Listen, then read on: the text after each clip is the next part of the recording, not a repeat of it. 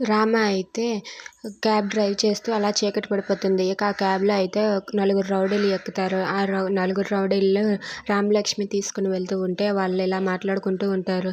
"అబ్బా! ఎంత బావుందిరా ఈ పోరి దేనికైనా ఒప్పుకుంటుందా" అని చెప్పి చెత్తగా మాట్లాడుతూ ఉంటారు. అది విన్న రామలక్ష్మి అయితే "కొంచెం మర్యాదగా మాట్లాడండి" అని చెప్పి ఏడ్చుకుంటూ ఉంటుంది. అది విన్న వాళ్ళైతే "మర్యాదనా? మర్యాద ఎందుకు? నువ్వు ఈ టైంలో క్యాబ్ డ్రైవ్ చేస్తున్నావంటే దేనికైనా ఒప్పుకుంటావు కదా" అని చెప్పి అంటూ ఉంటారు. ఇక అదంతా రామలక్ష్మి అయితే ఇంటికి వచ్చి వాళ్ళ అమ్మతో చెప్తూ ఉంటుంది.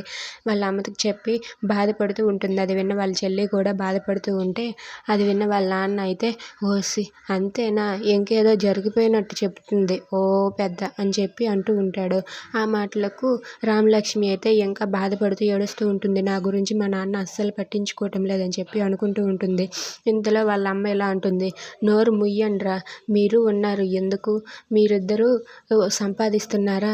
ఇది సంపాదించి తెస్తేనే మీ ఇద్దరు ఇంటి దగ్గర కూర్చొని తింటున్నారు. సిగ్గుగా లేదు" అని చెప్పి అరుస్తూ ఉంటుంది. ఆ మాటలకు వాళ్ళిద్దరూ అయితే అలా మౌనంగా చూస్తూ ఉంటారు.